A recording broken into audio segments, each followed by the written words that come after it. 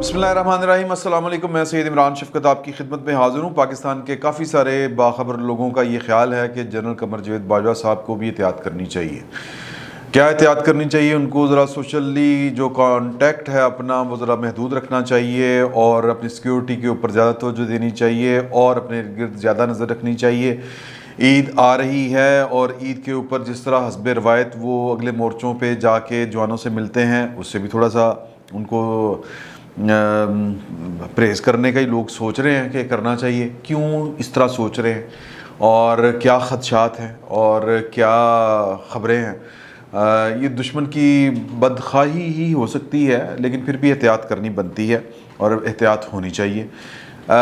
وجہ یہ ہے کہ چند دن پہلے میں نے میرا خیال 1-2 دن پہلے آپ سے گزارش کی تھی، ایک ویلاگ میں میں نے ڈسکس کیا تھا کہ جس میں lieutenant general retired Haroon Aslam صاحب نے 2 باتیں کی تھی۔ عمران خان صاحب کی شخصیت کو انہوں نے ڈسکس کیا تھا طویل، مطلب بڑی ڈیٹیل کے ساتھ۔ تو اس میں انہوں نے کہا تھا کہ مجھے تو اب یہ خطرہ لگتا ہے کہ شاید عمران خان صاحب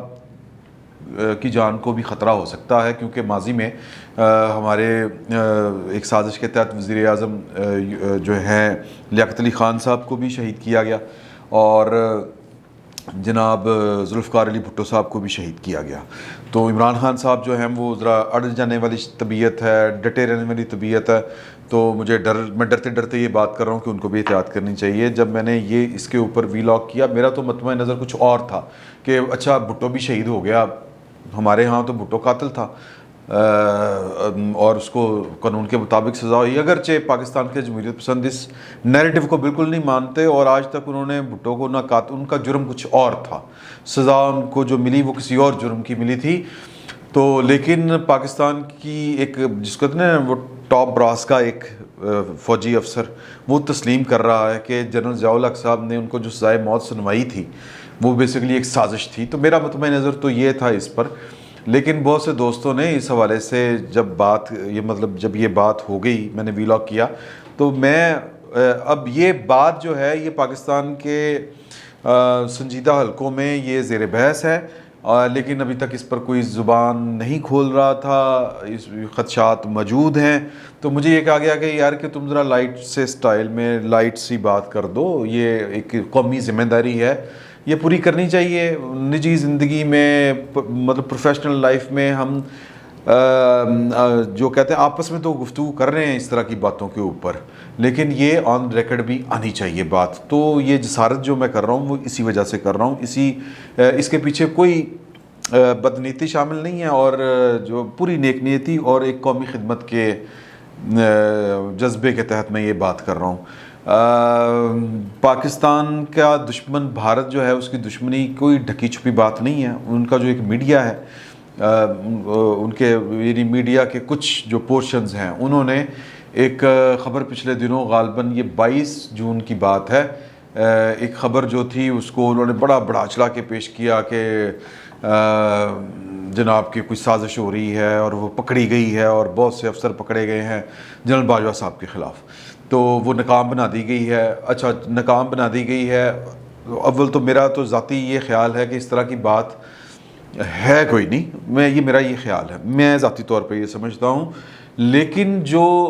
انڈیا نے جس شخص کا وہ کوئی ڈاکٹر امجد ایوب مرزا صاحب ہیں اس کو کوٹ کیا، انہوں نے پھر بڑی لمبی چوڑی تفصیل بتائی، اتنے افسر، اتنے جوان، یہ وہ، اور پھر وہ کس طرح کر کے کیا پلان تھا، کہاں پہ لے کے جانا تھا اور کیا کرنا تھا، اس طرح کی باتیں میں بطور پاکستانی اور ایک صحافی میں اس کو ایک پروپیگنڈا سمجھتا ہوں۔ لیکن یہاں پر کہہ لیں کہ جو سنجیدہ لوگ ہیں اور پھر جن کے پاس وہ خبریں بھی جو زبان سے بیان ہونا مشکل ہوتا ہے، یا وہ کیا کہتے ہیں تحریر میں لانا ان کو ذرا مشکل ہوتا ہے، وہ آن ریکارڈ لانا ذرا مشکل ہوتا ہے، وہ لوگ یہ کہہ رہے ہیں کہ یار کہ انڈیا یہ باتیں کر رہا ہے تو مطلب ہو سکتا ہے صرف محض پروپیگنڈا کسی اور مقصد کے لیے ہو، تو لہٰذا مطلب کوئی اور مطلب چیز نہ ہو اس کے پیچھے۔ بعض اوقات ہوتا ہے کہ پلان اے ہوتا ہے، وہ لانچ اسی لیے کیا جاتا ہے کہ پلان بی کو کامیاب کیا جا سکے۔ تو اللہ تعالیٰ اپنا فضل و کرم رکھے، خیر خیریت رکھے۔ تو مطلب یہ کہ ذرا پاکستان میں ویسے تو ہمارے کہنے کی ضرورت نہیں ہے، کہ مطلب یہ وہ جن کا کام ہے وہ ہم سے زیادہ ویجیلنٹ بھی ہیں، وہ ہم سے زیادہ ذمہ دار بھی ہیں، اور وہ ان چیزوں کے اوپر ہم سے زیادہ نظر رکھتے ہیں، کیونکہ ان کی پریکٹس ہی یہ ہے، ان کی مشق ہے، ان کا یہ پروفیشن ہے۔ تو اللہ تعالیٰ سب کی خیر رکھے۔ ہم تو صرف کہنے کا مطلب ہے کہ صرف عمران خان صاحب کی وجہ سے کچھ لوگ پریشان ہیں، تو کچھ لوگ جو ہیں، میں یہ صرف آن ریکارڈ لانا چاہ رہا تھا کہ کچھ لوگ جنرل باجوہ صاحب کی وجہ سے بھی پریشان ہیں، اور پھر وہ حوالے دیتے ہیں، وہ کہتے ہیں کہ دیکھیں یہ کوئی انہونی بات نہیں ہے، اس طرح کی انہونیاں ہو جاتی ہیں، لیکن پاکستان کی جو آرمی ہے، اس کا جو ڈسپلن ہے وہ بڑا کمال کا ہے۔ اور ہم نے مطلب یہ کہ سب سے پہلے 1951 میں ایک جو تھی راولپنڈی سازش، تو اس میں فیض احمد فیض صاحب بھی، اور ظہیر سجاد ظہیر صاحب، یہ کمیونسٹ لوگ تھے، پھر میجر اسحاق بھٹی صاحب وہ بھی تھے، اور جنرل اکبر جو تھے وہ اس میں شامل تھے اور پکڑے گئے تھے، میرا خیال سزائیں بھی ہوئی تھیں۔ اور اس کے پیچھے جو انٹرنیشنل ایک سینیریو تھا بیسیکلی کہ یہ سارے کے سارے لیفٹسٹ تھے، اور یہ پاکستان کو لیفٹ کی طرف لے کے جانا چاہتے تھے، اس طرح کا انقلاب لے کے آنا چاہتے تھے۔ پاکستان میں یہ جو سازشیں ہوتی ہیں نا جی اس طرح کی، وہ کسی نہ کسی عالمی پس منظر میں ہی ہوتی ہیں۔ تو جو بات میں بتانا چاہ رہا ہوں کہ یہ کوئی نئی مطلب اس طرح کی چیزیں ہوتی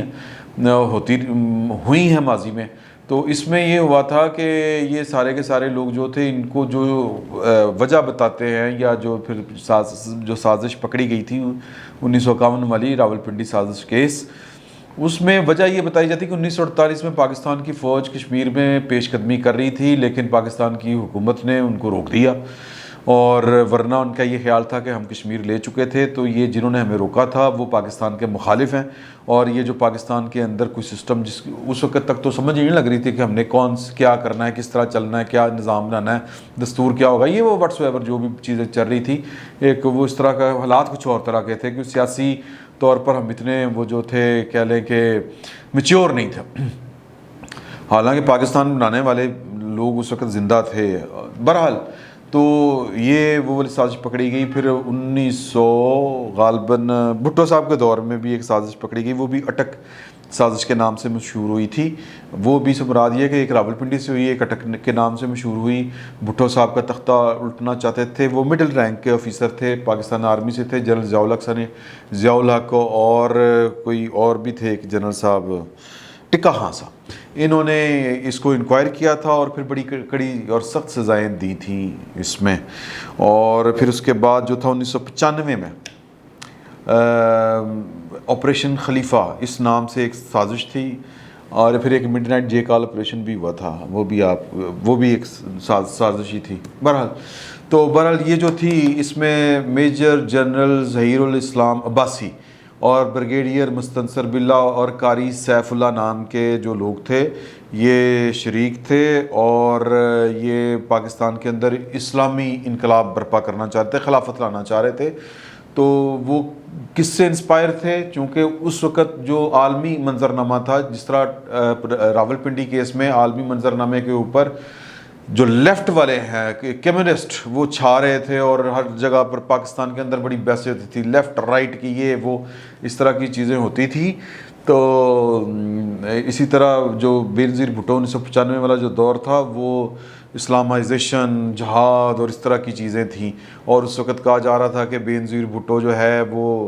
اسلام میں حکومت جو حرام ہے عورت کی، اور بینظیر بھٹو کا ایک کلپ بھی پڑا ہوا ہے، مشتاق ودود صاحب نے اور ایک خاتون کے ساتھ بینظیر بھٹو کا انٹرویو کیا ہے کہ اسامہ صاحب تو چلے گئے تھے جب سوویت یونین کی فوجیں نکلی ہیں وہاں سے، تو پھر ایک کوئی پاکستانی آفیسر تھے، وہ ان کو واپس لے کے آئے کہ ابھی جہاد ختم نہیں ہوا، کیونکہ پاکستان میں ایک عورت کی حکمرانی چل رہی ہے جو کہ اسلام میں حرام ہے، تو لہٰذا آپ پاکستان آئیں۔ اور پھر وہ الزام لگاتی ہیں کہ جی کہ پھر وہ ان صاحب نے، اس پاکستان کے افسر نے پھر ملاقات بھی کروائی نواز شریف صاحب کے ساتھ، پھر انہوں نے پیسے دیے، اس طرح کی باتیں بھی کرتی ہیں۔ تو یہ بھی اسی سیاسی منظرنامہ، جو عالمی سیاسی منظرنامہ تھا کہ اس وقت اسلامائزیشن، جہاد، اس طرح کے جذبات تھے لوگوں کے، اور ان کا خیال تھا کہ پاکستان میں بھی اس طرح کی چیزیں جو ہیں وہ ہونی چاہیے، تو وہ انہوں نے کی تھیں اور وہ ہوئیں۔ تو بہرحال جو اب دور چل رہا ہے، اب یہ یہاں پر پاکستان میں تو کیا کہتے ہیں کہ جی کہ جو جمہوریت اور جمہوریت پسندی اور دستور کی بالادستی کی باتیں چل رہی ہیں اور ہو رہی ہیں، تو دستور کی بالادستی اور دستور کی حکمرانی اور جمہوریت کی بقا یہ جمہوری عمل کے ذریعے ہی ممکن ہے۔ کسی اور کے دماغ میں اگر کوئی چیز آئے گی کہ ہم نے جناب کی جمہوریت لے کے آنی ہے سچی مچی کی، اگر کسی کے ذہن میں اس طرح کی بات چل رہی ہے، کیونکہ انٹرنیشنل سینیریو جو ہے وہ یہی ہے کہ اکانومی ٹھیک ہو، دنیا کی وہی قومیں ترقی کرتی ہیں جن کی اکانومی ٹھیک ہو اور جن میں کوئی اصول ضابطے کے تحت ملک چلائے جا رہے ہوں، اور ہو سکتا ہے کہ کسی کے وہم و گمان میں ہو کہ پاکستان میں جناب جمہوریت ٹھیک نہیں چل رہی یا پاکستان میں دستور کی بالادستی نہیں ہے، تو ہم جو ہیں وہ دستور کی بالادستی ایک بات ذہن میں رکھیں، دستوری طریقے کے ذریعے ہی ہوگی، دستور پر چل کے ہی ہوگی، کسی انقلاب کے ذریعے نہیں ہوگی، کسی سازش کے ذریعے نہیں ہو سکتی۔ اور جو کہہ لیں کہ جو جمہوریت ہے اس کی بھی بالادستی اور جمہوریت قائم بھی جمہوری طور طریقوں پر ہی چل کے ہو سکتی ہے۔ یہ کسی مطلب رات کو کسی پیرے میں، کسی گھر کے کونے میں، کھانچے میں، ڈرائنگ روم میں، یا کسی اور کیا کہہ لیں کہ پڑاؤ میں بیٹھ کے جو ہے وہ جو تانے بانے سازشوں کے تیار کر کے نہ جمہوریت کی خدمت ہو سکتی ہے، نہ وطن کی خدمت ہو سکتی ہے، نہ دستور کی بالادستی قائم ہو سکتی ہے۔ تو یہ سارے کے سارے اس طرح کہ اگر کسی کے ذہن میں کچھ ہیں تو وہ غلط ہے، اور جو اس وقت پاکستان کی انٹیلیجنسیا میں ایک اضطراب پایا جا رہا ہے انڈین میڈیا کو لے کے کہ اس طرح کی بات کیوں کی گئی ہے، اس کے اوپر سب سے بہتر جو نظر رکھ سکتے ہیں وہ ہمارے سیکیورٹی کے ادارے ہیں، قومی سلامتی کے ادارے ہیں۔ یہ جو ایک انزائٹی اور اضطراب سا تھا پاکستان کے جو محب وطن انٹیلیجنسیا ہے اس کے اندر،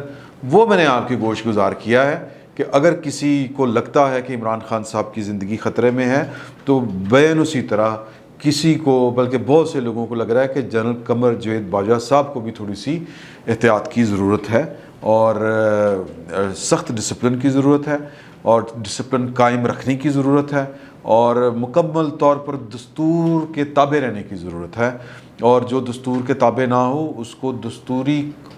طور طریقوں، اور ظاہر ہے کہ طور طریقے ہی ہیں، اور اس پر ہی عمل کر کے اس کو تابع رکھا جا سکتا ہے اور رکھنا چاہیے۔ تو میں اس سے زیادہ کھل کے یہ والی باتیں نہیں کر سکتا تھا، سینسٹیو چیزیں ہیں، اور ہمارے دشمن جو ہیں وہ اس طرح کی باتیں اڑاتے رہتے ہیں، پروپیگنڈا کرتے رہتے ہیں، لیکن ہمیں اس کے باوجود جو ہے اپنا دھیان بہت اچھے طریقے سے رکھنا چاہیے۔ فی الوقت اتنا ہی، بہت بہت شکریہ۔